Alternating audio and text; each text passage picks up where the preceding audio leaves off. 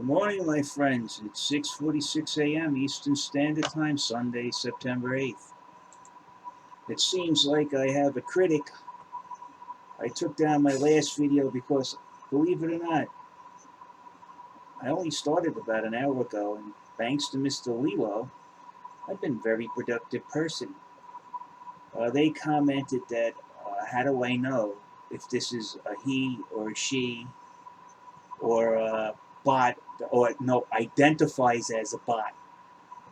Other words, this Lilo character whose channel has no subscribers or no content or anything. It seems like it was a made-up channel, put in reserve for somebody to attack somebody just in case. I've seen this before.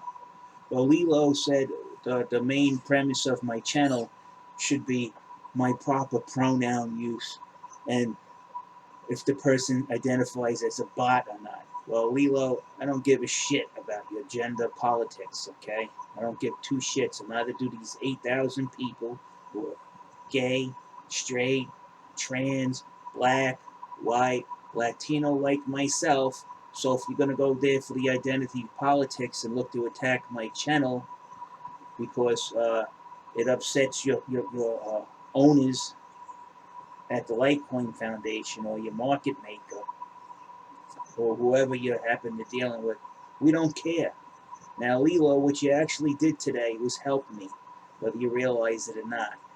The dribble that was coming out of your mouth made me start thinking, well, I know it's denoted market maker. I have documents there to prove it. And then I realized, wait a minute, if this is an exchange and I'm an investor, if I demand that they disclose the agreement between the market maker and the exchange, by law they're supposed to give it to me. So guess what I did today?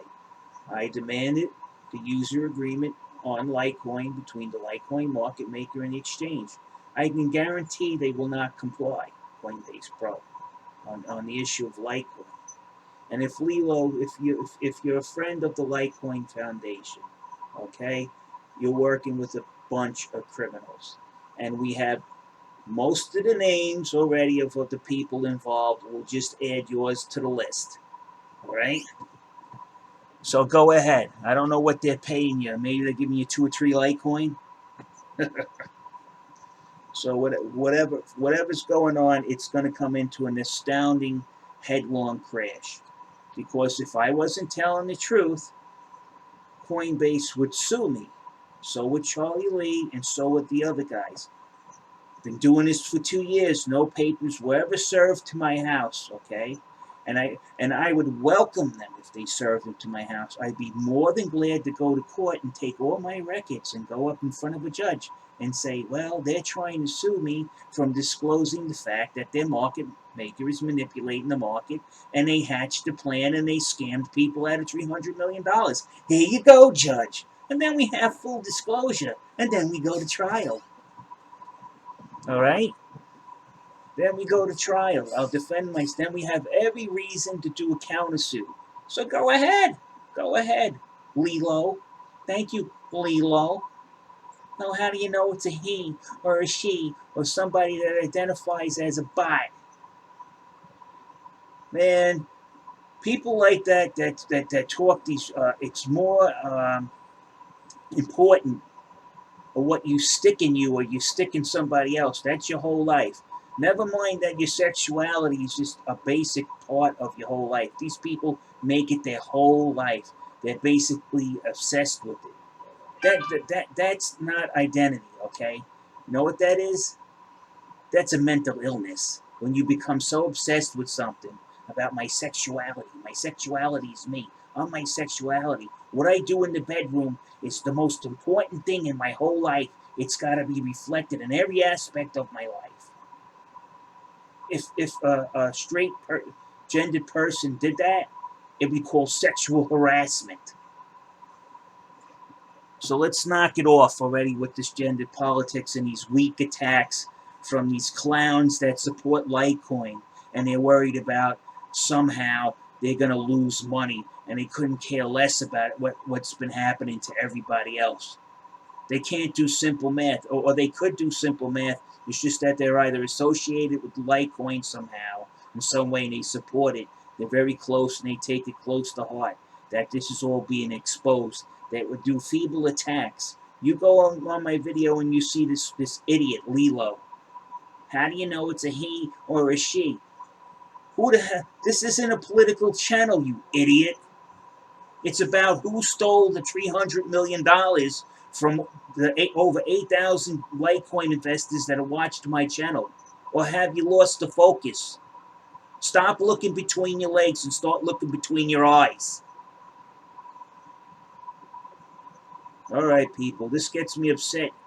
You have people who critic your work and haven't done one thing, one thing to help anybody else. I'm over here helping 8,000 people as best as I can. And then I got this clown coming over here playing SJW politics on my channel.